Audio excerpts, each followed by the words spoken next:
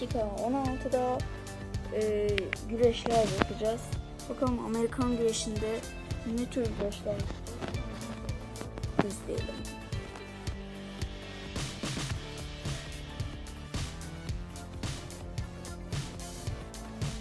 Evet, John Cena. Hemen play diyelim. Ben sesini açayım oyunu. Kariyerden başlayacağım. Benim için böyle. Resim kariyer dedim. Evet. Raging Cage'de maçımız varmış. Hemen ondan maçımızı yapalım. Eğer daha çok iyi videoları gelmesini istiyorsanız kanala abone olmayı ve videoya like atmayı unutmayınız. Ve şimdi maçımıza başlayalım.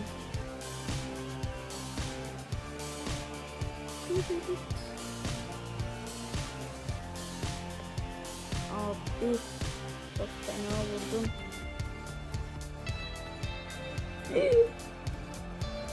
Çek lan o elini.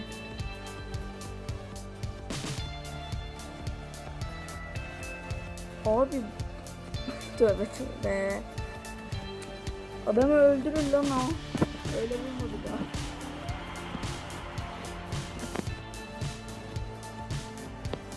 Vuramadım lan ben.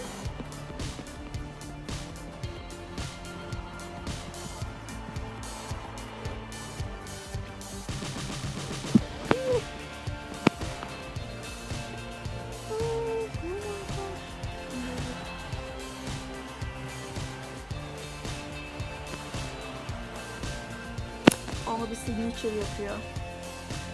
Biz ardından finisher de yapar. İyi ya. Ama finisher gelecek birazdan, o yüzden yandım.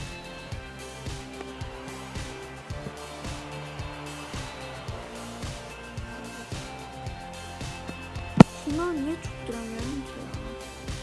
Hemen. Hadi.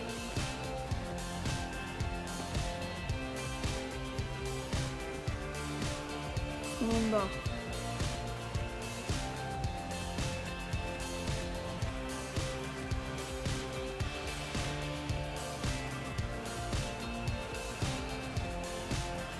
Hadi. Ya. Hayır.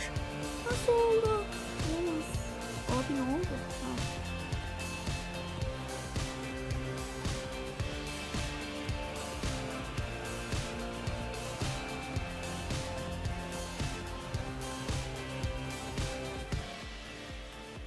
Hop, tamam.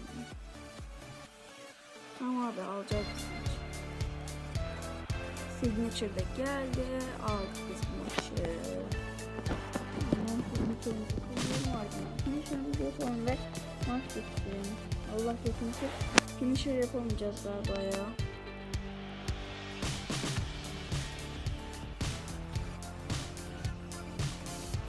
Finisher yapamayabiliriz. Hayır.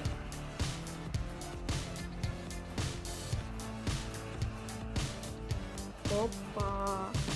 Yap bakalım.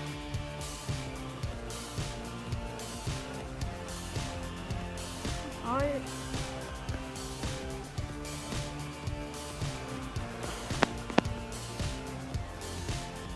Allah. Ne yaptı oğlum bu ya? Aa, finisher de verdi şurada. Hayda, finisher verdi mi bitecek adam ya.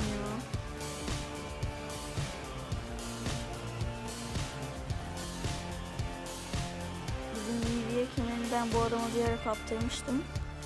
Sonradan aldım bunu. Hayır. Evet, şimdi böyle. Ne olur dinleme. Hayır.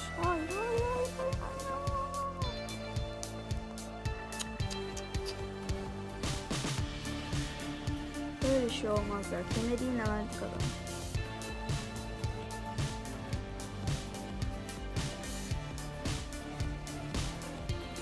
Brock Lesnar şu an birinci. Aa yok, kemer. Kemer bizde değil diyor. Doğru, ben Lesnar'ı almıştım ha. Tamam. Brock Lesnar'da kalsın o zaman o. Şimdi videomuzun sonuna geldik arkadaşlar. Dediğim gibi bundan daha çok gelmesini istiyorsanız kanala abone olmayı ve videoya like atmayı unutmayın. Görüşmek üzere.